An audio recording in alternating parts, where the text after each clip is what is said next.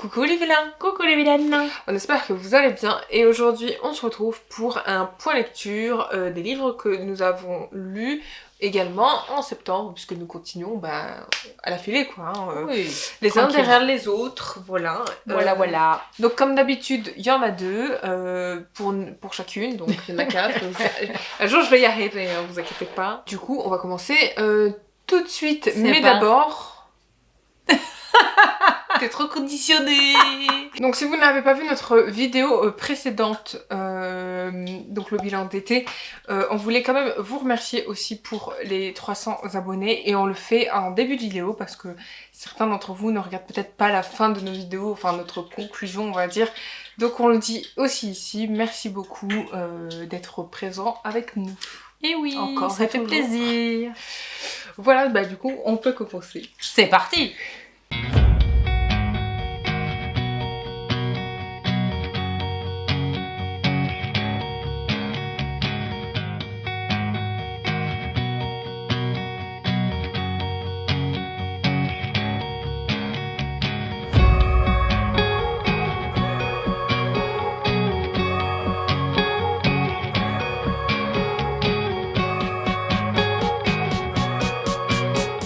Donc moi je me lance en premier dans un avis d'un livre que j'ai beaucoup aimé parce que je pense qu'il va faire partie de mes coups de cœur. Je rigole avant même d'avoir dit quoi que ce soit. Alors on sait toujours pas. Donc c'est Inheritance Game, le tome 1 de Jennifer Lynn Barnes aux éditions Pocket Jeunesse. C'est vrai qu'on l'a vu beaucoup passer celui-là. Hein. On l'a vu énormément passer. Je l'ai vu énormément passer, il y a le tome 4 qui est sorti il y a pas si longtemps que ça, et tout le monde en dit du bien, donc moi aussi je voulais savoir absolument de quoi ça parlait, et donc je vais vous faire un petit résumé rapidement comme ça. Nous suivons Avery qui a un peu des soucis dans sa vie, puisque voilà, elle manque un peu d'argent, etc. Le copain de sa sœur est pas forcément gentil avec sa sœur, beaucoup de violence, etc. Et elle a plus ses parents, notamment sa mère qui est morte il y a pas si longtemps que ça.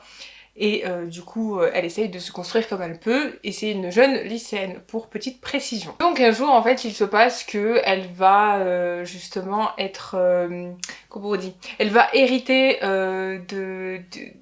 d'un domaine de quoi? Non, en fait, elle va hériter d'un héritage, grosso modo, c'est ça, c'est un peu con ce que je dis. Donc elle va hériter tout court. Ouais, elle va hériter de quelqu'un qu'elle ne connaît absolument pas. Il s'appelle Tobias, alors je le prononce peut-être mal, mais leur nom de famille c'est Ahorn. Ahorn, ouais. Ahorn. Et en fait, donc du coup, elle va être invitée à venir lire le testament. C'est cool ça. Puisque apparemment, il serait milliardaire, enfin il a une bonne situation financière, il a plein de domaines, etc. Donc elle va y aller, puisqu'elle se dit, elle qui a des problèmes justement d'argent, etc. Malgré tout, elle va y aller, puisque de toute façon elle est sur le testament et qu'ils peuvent pas ouvrir le testament sans elle. Sans elle, ouais. Donc elle est obligée d'y aller. Donc elle y va et en fait on lui dit qu'elle a hérité des 42 milliards de... C'est mieux que le loto. Alors elle a hérité des 42 milliards de ce Tobias et il lui lègue justement le manoir Hawthorne où vivent tous ses petits-enfants. Okay. Et toute sa famille, même mais elle les connaît pas. Même ses domestiques, etc. Sauf qu'elle, en fait, oui, exactement, elle les connaît pas, en fait. D'accord. Elle sait pas, en fait, pourquoi lui a légué tout, et... Elle se retrouve avec un truc où elle connaît même pas les gens qui habitent dedans. C'est ça. C'est difficile d'hériter de quelque chose et de leur dire, maintenant, c'est à moi, les petits-fils, elle ne les connaît pas. Elle ne connaît pas tous les petits-fils. D'ailleurs, tous les enfants sont importants, notamment deux, parce que je vais pas essayer de trop vous spoiler, parce que sinon, ça va pas vous donner envie de le lire. Surtout Grayson et Jameson, qui sont très importants pour elle. Important pour elle dans l'histoire. Ah oui, ça dépend ce qu'elle fait en petit dit, mais bon, je vais pas spoiler de ce côté-là. Et du coup, elle va pas accepter parce qu'elle peut pas trop accepter, mais je sais qu'il y a un défi derrière tout ça, c'est que elle doit survivre 1 an dans le manoir pour pouvoir hériter des 42 milliards. C'est une des conditions. C'est ça, pour hériter des 42 milliards, elle doit absolument vivre pendant 1 an dans le manoir avec les petits-enfants. D'accord, donc pour hériter, elle a une condition, c'est faire en sorte que tout se passe bien, mais dans le manoir. Sauf que tout ne peut pas se passer bien parce que justement les petits-enfants ils sont mis un peu à rebut puisque eux ils gagnent pas 42 milliards mais ils gagnent une somme grosso modo entre 50 000 et 200 000, donc tu comprends bien qu'entre 42 milliards et eux ils se retrouvent qu'avec 200 000, tu te dis que voilà, il y a quand même une petite différence. Il y a peut-être des jalousies aussi, non? Bah oui, il y a tout qui se crée, et puis la compréhension surtout, tu vois, pourquoi eux ils n'ont pas le droit d'hériter de ce que leur grand-père avait, et pourquoi une inconnue, oui. Et puis elle aussi, elle s'interroge, elle se demande, mais pourquoi moi, tu vois ce que je veux dire? Donc, ce qui est logique. Il va y avoir un secret là-dessus. Évidemment, donc tout ça découle d'un secret, enfin des secrets je dirais plutôt, et d'ailleurs ils ne sont pas tous révélés au premier, non, sinon il n'y aura pas de tome 4. Qu'il y a le tome 4, etc. Malgré tout, elle apprend quand même à connaître les petits-enfants, donc les petits-fils. Il y en a 4, hein, évidemment. Ça va du plus grand au plus jeune. Il y en a quand même quelques-uns avec lesquels elle va se lier Bah oui, justement, c'est surtout... je sais qu'elle s'entend, entre guillemets, parce que tu sais que, en fait, elle apprend que Tobias, donc le grand-père qui est mort, avait une fâcheuse tendance à poser des énigmes. D'accord. Donc à jouer à des jeux d'énigmes avec ses petits-fils. Et justement, en fait, il faisait des énigmes, mais c'est lui qui les faisait. En fait, il est un peu tortueux que même le grand-père. Oui, et en fait, en grosso modo, il a laissé une énigme énorme pour justement résolver tout ça. En fait, toute l'histoire du pourquoi, du comment. Donc je pense que justement, on veut aller chercher la vraie fin, tu vois ce que je veux dire? D'accord. Vraiment de savoir pourquoi elle est là et pourquoi... D'où le nom, je suppose, de Game. Oui, exactement. Même la clé, tout ça, tout est important là, ce qu'on voit sur les images, parce qu'en plus, elle, de son côté, c'est quelqu'un qui aime bien la stratégie, elle aime les échecs et tout, donc... oui, jouer, ça va pas lui poser de problème. Voilà, elle aime tous ces côtés, enfin tous ces jeux qui sont vraiment très stratèges, etc. Et elle est bonne à ça en plus. Donc oui, elle va essayer de résoudre l'énigme. C'est un joueur. Hein. Notamment avec Jameson, qui est l'un des petits-fils, même si on peut penser que lui, il l'aime bien, mais qu'il se sert d'elle en même temps pour résoudre l'énigme, parce que c'est lui le plus fort dans les résolutions, enfin bref, par rapport à ses frères, etc. Enfin, donc tu vois, il y a plein de mystères, et même à côté, il y a plein de mystères avec, comment ça s'appelle ? Ça a l'air intéressant en tout cas. Il y a plein de mystères avec le reste de la famille, même avec la mère des petits qui est encore là, même ceux qui travaillent pour eux à l'intérieur du manoir, etc. Et t'as même... moi, ce que j'ai bien aimé aussi, c'est le garde du corps de Tobias, qui est devenu celui de Avery, justement, et justement qui a promis de s'occuper d'elle comme... même au détriment des garçons, tu vois. Parce qu'il les connaît, les garçons, du coup. Oui. Tu vois. Et ça, je trouve ça chouette. En tout cas, ça a l'air intéressant, intriguant. Voilà, c'est un truc que j'aurais pu lire. Alors, je vais pas rentrer dans les détails en vous disant plus tard. Oui, il s'est passé ça avec Jameson, oui, il s'est passé ça avec Grayson, oui, ils ont résolu une énigme. Non, le but, c'est que les amis, ils aillent envie de le lire. Je vais pas vous raconter beaucoup de choses, même au lycée, parce qu'en fait, elle va changer de lycée, tu vois, donc elle va se retrouver en face d'une fille, je vais pas vous dire pourquoi, etc., mais cette fille aussi a une importance, enfin, et puis, malgré tout ça, en fait, il y a un meurtre. Enfin, il y a eu un meurtre. Non, c'est pas un meurtre. Elle est morte. Il y a une fille qui est morte. Et justement, elle va s'interroger. Donc, en plus de tout ça, il y a une énigme. Elle va apprendre certaines choses et c'est un petit peu lié à l'énigme. Et enfin, tu vois, c'est très minutieux. Il était très minutieux, le grand-père. Hein. Il leur a fait un truc, mais alors, il a été chercher loin. Tu vois ce que je veux dire ? Et donc du coup voilà, tout découle, tout ce qu'elle apprend en fait découle de tout ça et en fait elle va juste apprendre beaucoup à les connaître aussi, tu vois. Ah, c'est cool.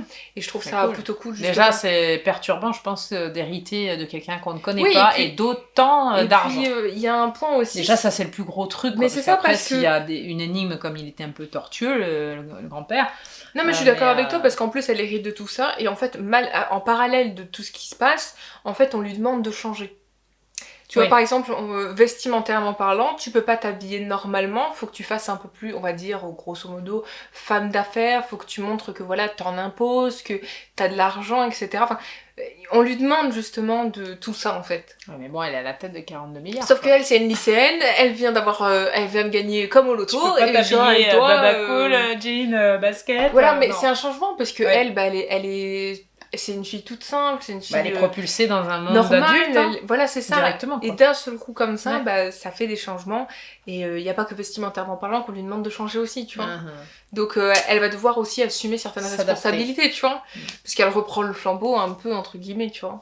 Donc oui, et puis elle est à la tête d'une entreprise aussi. Histoire de la fondation. Intrigante quand même, hein. Vraiment. Franchement, elle est vraiment cool. Moi, j'ai adoré le premier. Hein. Franchement, en plus, j'adore la plume. Tout est bien. Je mets 5. Cherchez pas, je mets 5. J'ai vraiment kiffé. Franchement, j'adore. J'ai qu'une envie, c'est de lire le 2, le 3 et puis le 4 derrière.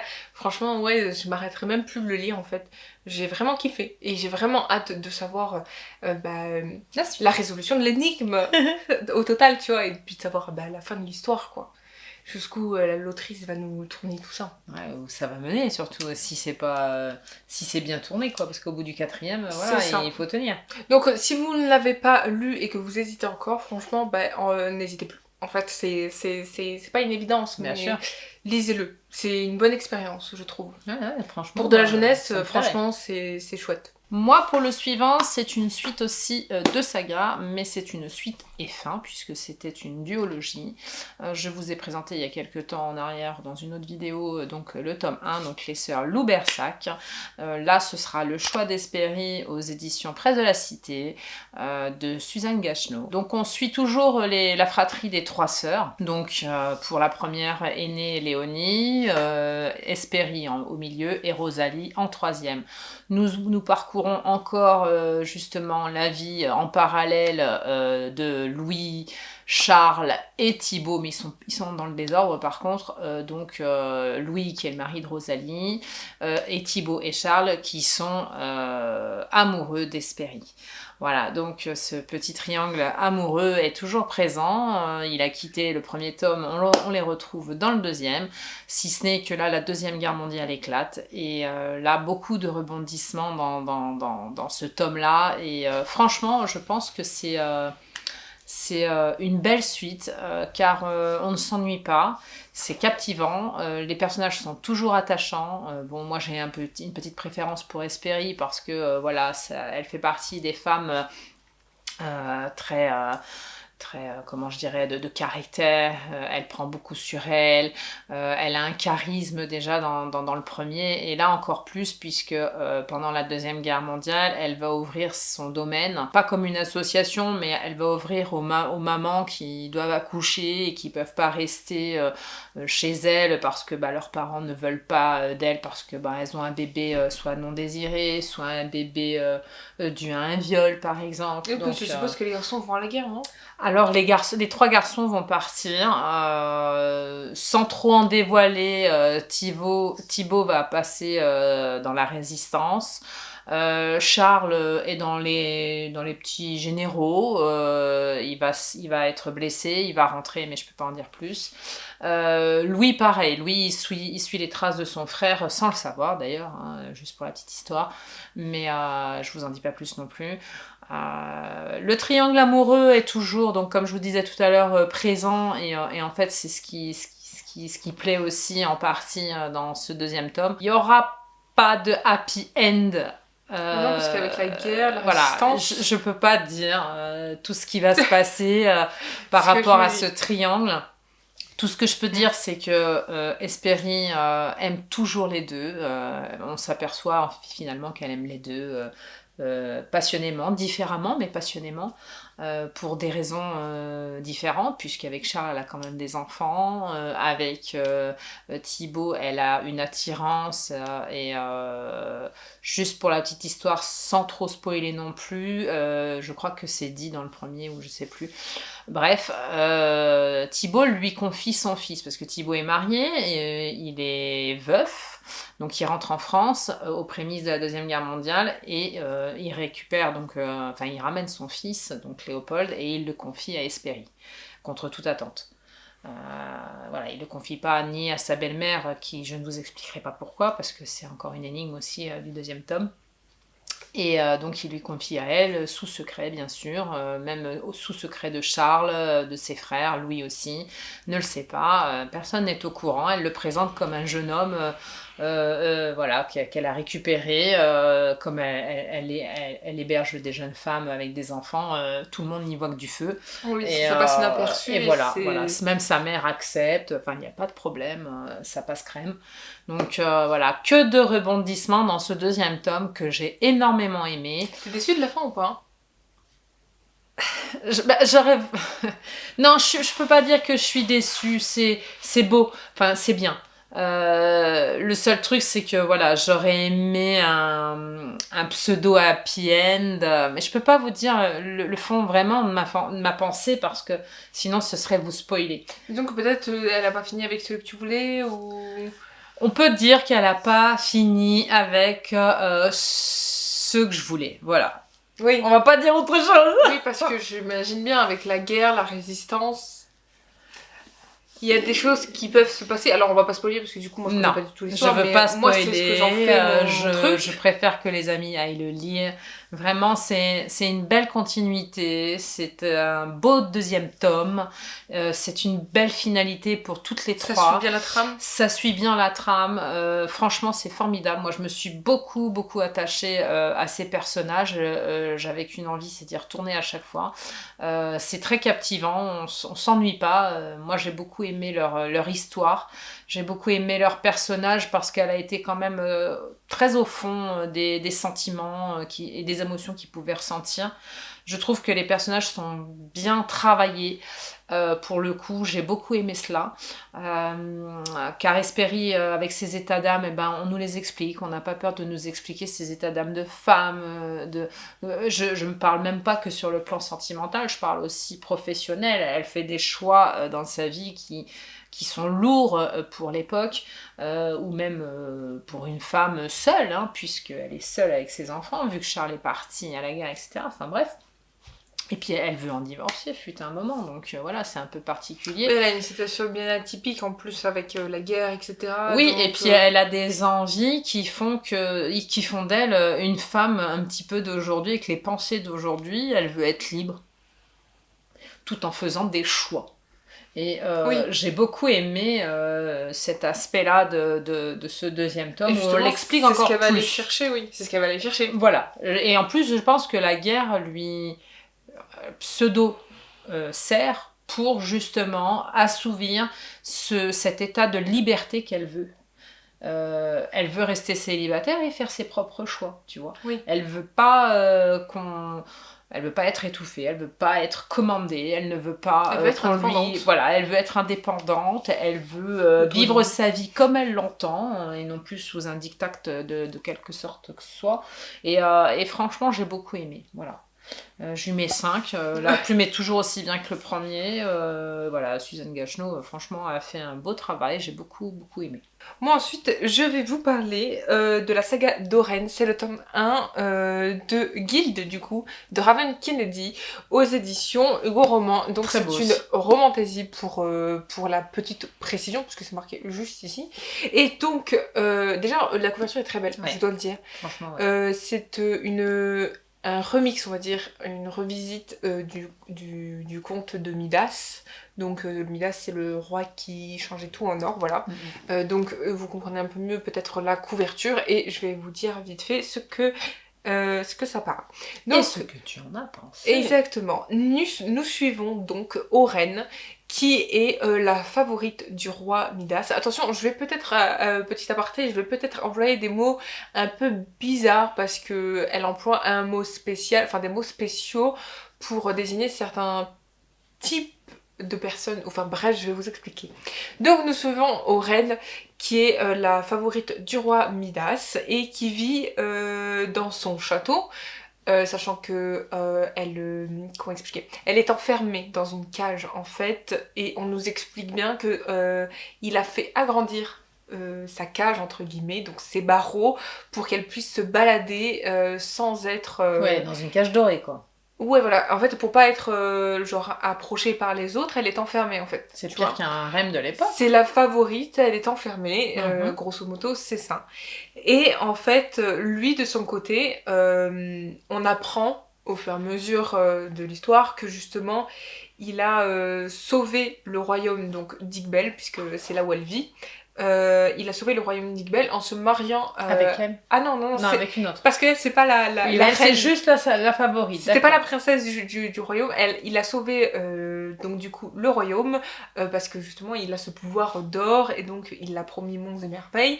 Et donc le roi de cette princesse est mort et elle est donc devenue reine et pour justement subvenir aux besoins de son peuple, elle a épousé Midas. Sauf que Midas a eu une favorite et cette favorite c'est Oren. Rip D'accord. pour elle. Et du coup on sent bien au départ Oui, c'est que... pas forcément un privilège d'après ce que tu nous fais comprendre. Si, De quoi? le fait qu'elle soit une favorite. Alors en fait, le problème c'est qu'elle vit dans cet engrenage de se dire qu'il l'aime, que de toute façon il ne voit que par elle, que même si justement il a d'autres, attention le terme pouliche, attention, c'est très... Wow. c'est très bizarre, mais c'est comme ça qu'il appelle ses autres... Favorite. Non, pas ses autres favorites, parce que la seule favorite c'est elle. Donc il y a plusieurs crans, il y a celle Elle, qu'il a si tu épousée, la favorite et les autres. Et t'as les autres, voilà, qui servent juste pour le plaisir charnel, on va dire. D'accord, donc c'est d'où le mot pouliche. Ou d'ailleurs, il fait la plupart de ses ébats, malheureusement, devant elle. Et elle, en fait, elle ne fait que regarder la plupart du temps. Et elle s'ennuie à mourir. Gamme. Elle s'ennuie à mourir. Dans son château, elle s'ennuie à mourir, malgré son amour pour Midas. Et elle y tient dur comme fer. Elle est dure comme fer avec ça, c'est un truc de ouf. Bah, elle en est tombée amoureuse. Et oui, parce qu'en fait, on nous raconte aussi l'histoire de comment elle est tombée amoureuse de lui, comment il l'a sauvée, parce qu'il l'a sauvée, mais je vais vous dire pas comment, parce que sinon c'est pas drôle. On n'en sait plus justement un peu après sur ce qui s'est passé et pourquoi elle est devenue sa favorite. Mais il y a un point aussi qu'il faut que je souligne, c'est que Oren n'est pas juste sa favorite, elle est dite être sa pouliche d'or. Puisque en fait elle est... c'est la pouliche plus. Non mais attends, parce que en fait tu pourrais croire que c'est juste un mot comme ça, mais en fait elle est vraiment faite d'or. Genre en fait elle a la peau dorée. Voilà, tout simplement. D'accord. Mais elle est pas faite d'or. Donc elle est pas que dans une cage dorée, elle est recouverte d'or. Oui, mais elle est pas en métal, hein. Attention, que je Oui, non, précise. mais c'est malléable, on va te dire. Voilà, en fait, elle a son corps, mais en fait, elle est toute dorée. Elle a même les cheveux. En fait, tout est doré chez elle, même ses cheveux. Sauf je crois, un peu ses yeux, et encore, je suis pas sûre de ça. Ah, c'est particulier. Et en fait, elle a un truc, c'est qu'elle elle appelle ça des rubans. Elle a plusieurs... elle en a 20... Attends. 24 parce qu'il y en a 12 de chaque côté et en fait elle a des sortes de rubans qui vont lui permettre de se défendre. Mais elle ne le saura qu'après, mais pour l'instant donc elle a des petits pouvoirs alors. Et voilà, c'est ça. Et en fait on sait pas trop, c'est vrai, on sait pas trop d'où ça sort et comment elle a eu ça justement. Comment c'est possible qu'elle ait eu ces petits rubans. Enfin moi je m'interroge toujours un peu là-dessus. Et justement en fait ça va dégénérer. Tout ça, à un moment donné, ça va dégénérer. Puisque lui, en fait, Midas, puisque c'est le roi et qu'il veut conquérir le monde, il va vouloir faire la guerre à notre roi. Forcément. Sauf qu'en fait, il s'en est allié un, sauf qu'il l'a trahi, et en fait, il l'a fait tuer devant elle et tout, etc. Enfin, ça a été un bordel monstre, tu vois. Et en fait, du coup, lui, il part justement pour aller conquérir l'autre royaume, entre guillemets. Et en fait, du roi Ravinger. Bref, je vais pas m'étaler là-dessus. Je vous en parlerai après. Et en fait, du coup, lui, il demande à ce que elle et les autres soient amenés à lui. Sauf qu'il y a la reine qui reste au royaume. Mais sauf qu'elle ne sert à rien. Hein. La reine, pour l'instant, ne sert à rien parce que c'est lui qui a tout le pouvoir. Tu vois ce que je veux dire? Il a carrément pris la place de la reine. Pour te situer, tu vois un peu le mal. Hein, bon, bref. Je vais pas mais elle le suit. Non, du coup, elle va le rejoindre. D'accord. Oren, en fait, elle va le rejoindre avec les autres pouliches, justement, sauf qu'en fait, il va se placer plein de problèmes. Parce qu'en fait, elle arrivera jamais à destination. Elle arrivera jamais à destination, et en fait, elle va tomber aux mains du capitaine Fane. Et donc c'est ceux que Midas combat. Non, pas du tout. Pas du tout. C'est d'autres. C'est les Raid Hides. C'est un peu dur à dire, mais c'est ça. Et en fait, elle va monter sur son bateau. Elle va en fait un peu, genre, découvrir la vie. Elle va découvrir le monde. Parce qu'en fait, elle le connaît pas en fait. Elle l'a connu à un moment donné dans sa jeunesse, mais lui il l'a sauvé et il l'a enfermé. Donc en fait, elle a passé, on va dire, une bonne partie de sa vie sans avoir connu le monde extérieur et d'affronter le monde. D'ailleurs, elle s'est fait un ami pendant ce voyage et c'était son premier ami. Tu vois, son premier pote. Oui, en fait, il l'a sauvé, mais en même temps, il l'a enfermé. Donc, voilà. c'est à contre-courant. Et s'il l'avait sauvée pour la libérer et puis qu'elle vive une vie pseudo-normale, on va dire. Bon, après, il n'y aurait pas de bouquin. Mais je veux dire, voilà, là, elle va découvrir le monde et c'est pas avec lui. Donc, plein d'aventures. Et en fait, du coup, il va se passer plein de péripéties avec ce capitaine-là, puisqu'elle va monter sur son bateau. Elle va être faite comme domestique au même titre que les autres filles qui sont avec elle. D'ailleurs, les autres filles la détestent parce que c'est la favorite. Enfin, tu comprends. Puis elle doit être belle. Il y a une rivalité. Elle est recouverte. Non, mais il y a une rivalité, c'est tout. tout. Voilà. Point, il y a une rivalité en fait. T'as la rivalité et en fait, parce qu'elle c'est la favorite, elle a le droit à tout, même aux yeux du capitaine, etc. Elle a le droit à certains avantages et encore pas tout à fait. Elle va essayer de se défendre parce qu'il va se passer quelque chose, etc. Mais ça, je veux pas rentrer dans les détails. Elle a quand même une petite chance dans son malheur, c'est qu'elle a quand même réussi à avoir des privilèges et de connaître quelqu'un qui la tue pas parce qu'il aurait très bien pu la tuer. Mais si, parce que lui du coup, en fait, il veut en faire, il veut la marchander en fait. Ah, ouais. S'il a récupéré les autres, c'est parce que c'est pour la marchander et pour pouvoir gagner un maximum, mais il veut profiter d'elle avant parce que justement tout le monde connaît la favorite de Midas, qu'elle est faite d'or, etc. Donc elle est super convoitée, sauf qu'elle justement, elle va... je sais pas si je le dis parce que ça c'est complètement la fin du livre, mais grosso modo en fait il va se passer quelque chose avec le capitaine. Je vous laisse le suspense, sinon si je vous dis tout c'est pas drôle. Oui, non. Non, il faut pas dire aux amis. Et en fait, à un moment donné, elle va justement arrêter d'être avec le capitaine. Je ne vous dis pas pourquoi, justement. Et elle va se retrouver. Elle va se retrouver avec le commandant Rip, qui est le commandant des soldats du roi Ravinger. Donc, de l'autre côté. Exactement. Ouais. Voilà, ça c'est le premier. Donc à mon avis, ça devrait pas plaire tout ça à Midas. Et justement, Midas, en fait, Midas, tu finis par ne pas forcément l'aimer parce que tu sais que, en fait, il la gardait pas sous son aile juste parce qu'il l'aimait, etc. et qu'il voulait la choyer. Tu comprends. Et en fait, elle, justement, elle est un peu dans ce déni-là de pas comprendre que il le voulait pas forcément du mal, parce qu'elle mais il l'enfermait quand même. Enfin, je veux dire, elle avait pas une vie normale. Et d'ailleurs, il y a des choses qui sont pas normales, même au niveau de la reine. Mais ça, je pense qu'on aura d'autres réponses dans les prochains tomes. Parce que je crois qu'il y en a 2. Je sais pas s'il y en aura un 3e après le premier. Donc ça se trouve, il y aura peut-être 4 tomes, je ne sais pas. Donc je pense qu'on aura les réponses à nos questions dans les prochains. En tout cas, je suis très curieuse, vu qu'elle arrive du côté ennemi, de savoir ce qui va mettre le piment. Et... non, mais je préchote un truc, mais je vais pas le dire. Non, faut pas dire. Je préchote un truc...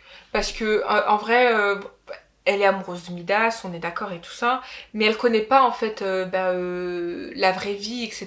Donc, peut-être que, justement, en se détachant de lui, elle va peut-être trouver quelqu'un d'autre, tu vois, de mieux, je sais pas, tu vois, ça peut être n'importe qui. Bien sûr. Elle peut même se faire des amis, parce qu'elle en a jamais eu. Enfin, elle peut être libre, tu vois ce que je veux dire. Et je pense que c'est ça qu'on va... c'est un peu ça le truc aussi. Elle va s'émanciper justement de cette... Et c'est ce qu'on attend en fait. Emprise qu'il a. C'est qu'elle aille, qu'elle vive sa vie, quoi. Bien sûr. Et tu lui mets combien là du coup? Alors moi, en fait, le problème c'est que de ce livre, c'est que je l'ai bien aimé, mais c'est vrai que j'ai trouvé le début pas lent, mais je trouve que en fait on met beaucoup de temps à nous expliquer qui est Midas. Tu vois ce que je veux dire? Parce que si je regarde un peu, elle est longtemps en fait avec Midas jusqu'à ce qui se passe. Et ouais, logique, Sian. Tu vois, et, en fait, elle met un moment avant justement que lui déjà il s'en aille donc de l'horizon donc du livre, tu vois, genre qu'il soit présent à l'instant T dans le livre. Donc je trouve que c'était un peu long pour nous expliquer quelque chose qu'on arrivait à comprendre. Oui. Tu vois ce que je veux dire? Même s'il y a certains événements qui sont quand même importants pour la suite. Il y a plein de petits trucs qu'on nous met justement, mais peut-être que est-ce que ça aurait pu être plus rapide?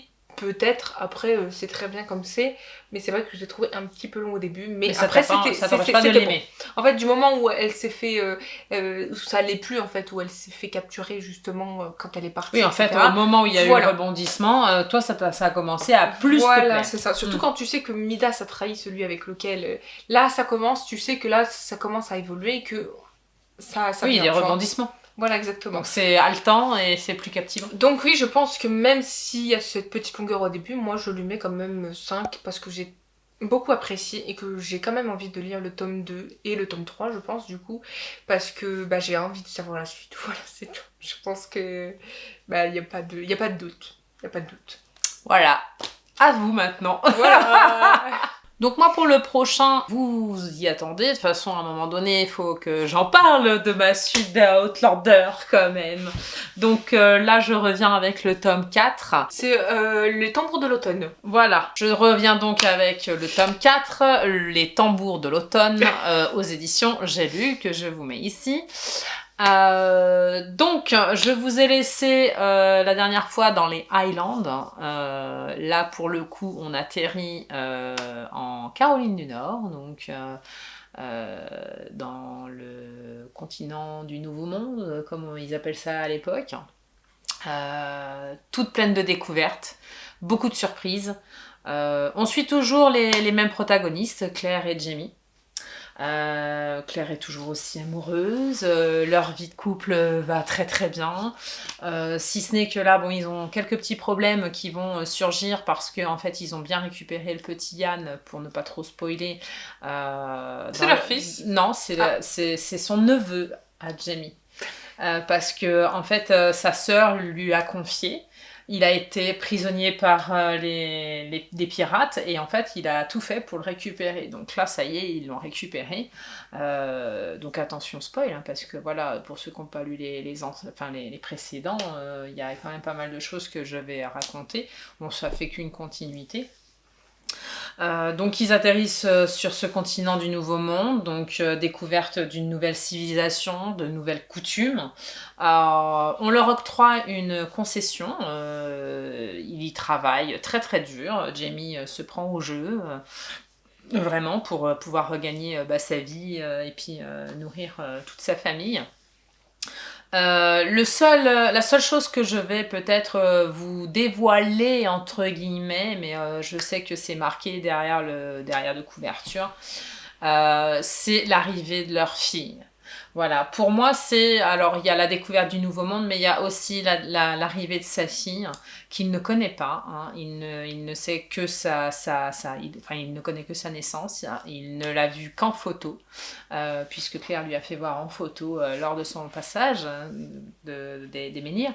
Et en fait ça va beaucoup perturber tout le monde. C'est arrivé. Effectivement. Donc je ne vous dirai pas comment elle va arriver. Le petit pourquoi quand même, on s'imagine bien que voilà, elle reste seule avec Roger dans l'autre monde, dans le monde qui nous est propre à nous aujourd'hui. Donc elle n'a qu'une envie, c'est de voir sa maman qui lui manque énormément. Et le deuxième point, c'est qu'elle veut absolument, je pense, contre toute attente, découvrir ce fameux père qu'elle imagine mais qu'elle ne connaît pas, et puis sa mère lui en a tellement parlé de ce père intriguant quelque part, donc la question fascinant même. La question c'est de savoir est-ce que du coup elle va y aller. Elle va y aller, c'est marqué derrière, donc je spoil pas trop, tu vois, parce que ça c'est quelque chose que j'aurais pas aimé qu'on me spoil, tu vois. Non, j'avoue. Donc passez si vous voulez pas écouter. Et donc oui, elle va y aller contre toute attente, et moi ça m'a fait plaisir dans le sens où vraiment, alors il y a des situations un peu particulières vis-à-vis de son père, hein, mais ça rend le récit très drôle. Il y a vraiment des situations avec en fait le rapport de force entre les deux qui se fait est très drôle. Puis ils se ressemblent. C'est justement pour ça qu'il y a un rapport de force. Parce qu'elle a un caractère comme son père. Elle a un caractère, mais waouh. Elle lui ressemble tellement, je pense, d'un point de vue caractère, que ça fait des étincelles, puisqu'elle est quand même une jeune femme d'une vingtaine d'années qui vient d'un monde où la femme commence à s'émanciper, dans un monde arriéré de ce côté-là. Justement, elle doit rester à sa place. Non, mais en plus, avec un père qui est très vieux jeu. Faut pas qu'on la regarde, faut pas qu'on la touche, faudrait pas qu'on lui fasse du mal. Voilà, je vois le bail. Enfin, il est très protecteur alors qu'il l'a pas vu grandir, tu vois, mais c'est son tempérament à Jamie. Les gens qui l'aiment, il est, et puis c'est sa fille, il est très possessif. Ça, voilà. Il est possessif, il est protecteur, il est voilà, c'est un père magique, quoi. C'est bon, tu te retrouves dans ce livre. Oui, mais je l'aime, Jamie Fraser pour ça. Franchement, c'est un personnage qui me touche beaucoup, qui me captive beaucoup, qui me hype beaucoup. Franchement, quand on me parle de lui dans le livre, franchement, voilà, je suis dans mon immersion totale, et parce que j'aime tout de lui, son caractère, sa façon d'agir vis-à-vis des autres, sa tolérance et en même temps des fois son ambiguïté. Franchement, j'aime tout. Et puis cette arrivée entre guillemets brutale de cette fameuse fille, et pas que, mais je n'en dirai pas plus. Et c'est là où il y a aussi la continuité des scènes un peu cocasses. C'est que voilà, vis-à-vis de ceux qui la courtisent, c'est d'un drôle. Voilà, tu te dis waouh. T'as pas intérêt à la toucher et de dire que t'en as fait exprès, quoi. Mais c'est très drôle, c'est très drôle. Non, franchement, il y a beaucoup d'humour dans celui-ci, je trouve. Il y en avait eu un peu plus aussi de souvenirs dans le premier, parce que avec toute sa clique là de bande de pseudo-voleurs, etc., j'avais beaucoup aimé. Et là, ça revient un petit peu justement, ce petit aspect humoristique, et j'ai beaucoup, beaucoup aimé. Tu veux que moi ? Bon, pas que, parce que y a le reste aussi que je vous ai déjà raconté précédemment. Je lui mets 5. Oui. Il m'a été servi sur un plateau. Je pense que ça n'étonne personne, c'est évidemment. Un plateau pour moi, un plateau d'argent. Non, j'adore. Vous savez que ça va être très compliqué quand il va falloir qu'on fasse notre vidéo sur les sagas. Non, sur nos coups de cœur, pardon. C'était pas les sagas, c'est les coups de cœur. Je pense que ça va être très difficile. Ah ouais. Puis là, j'ai la suite d'Outlander, il fait plus de 1500 pages. Alors je vais te dire que c'est ce que je disais un peu avant à Vinciane, c'est que pour résumer, enfin pas pour résumer parce que je vous ai pas résumé, mais pour vous faire une chronique sur un livre qui fait plus de 300 pages, pour celui-ci là que je viens de vous raconter, et sans trop vous spoiler, et vous donner envie d'y aller, parce que voilà, c'est pas le premier, voilà, c'est très difficile parce que voilà, en 1300 pages il y a énormément tellement de choses à dire. Mais oui, parce qu'il passe par les Amérindiens, il passe par les colonisations, il passe par tout ça là, à ce moment-là, l'indépendance des États-Unis, il y a plein de choses. C'est énorme, t'imagines tout ce qu'il y a à raconter. Je peux pas tout vous raconter, tout ce que je peux vous dire, c'est que c'est une super continuité. T'imagines ah oui, et puis c'est dynamique, il y a autant de dialogues que de descriptions, c'est pas redondant, ça se lit à une vitesse waouh. Moi je m'éclate quoi à chaque fois, franchement. Mais allez-y, si vous connaissez pas cette série ou cette saga, mais waouh, foncez, c'est tout ce que je fais. Effectivement. Moi j'ai très hâte de la lire aussi. Dites-nous vous en commentaire ce que vous lisez aussi en ce moment, et puis si vous avez lu Outlander, dites-le moi, ça me fera plaisir de savoir si vous avez apprécié ou si ça vous a ennuyé. Cette vidéo est maintenant terminée, on espère qu'elle vous aura plu. N'hésitez pas à venir nous suivre sur nos réseaux sociaux, Instagram, TikTok et tout le reste qui est en description. N'oubliez pas Twitch, même si on ne fait pas encore de live. Peut-être que justement on y réfléchit, peut-être qu'à un moment donné on reviendra. Et surtout on espère que vous allez bien. Et voilà, on espère que tout se passe bien et que vous appréciez vos lectures comme nous. Et que vous vous portez bien. Exactement, parce que moi j'adore mes lectures en ce moment. J'avoue que là les deux que je vous ai présentés, j'ai très hâte de lire la suite. Et comme vous l'avez vu, forcément ils sont dans ma palle d'automne. Enfin pour Inheritance Game, ils sont dans ma palle d'automne, ça c'est sûr. Mais voilà. Moi j'ai surtout très hâte de ma future pile d'automne. D'octobre. Là oui, c'est vrai qu'il faut qu'on enchaîne avec la palle d'octobre, bientôt vous l'aurez. Donc pour vous, plein de surprises, ou pas. Parce qu'on est très prévisible, je pense, en termes de lecture. Non. Un petit peu. Non. Un petit peu. Mais non. On est un peu prévisible.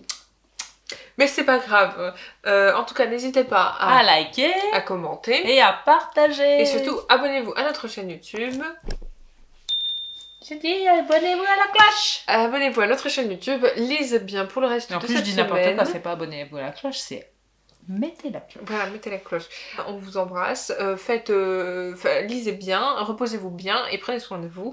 On se dit à plus tard dans une prochaine vidéo. Bye bye.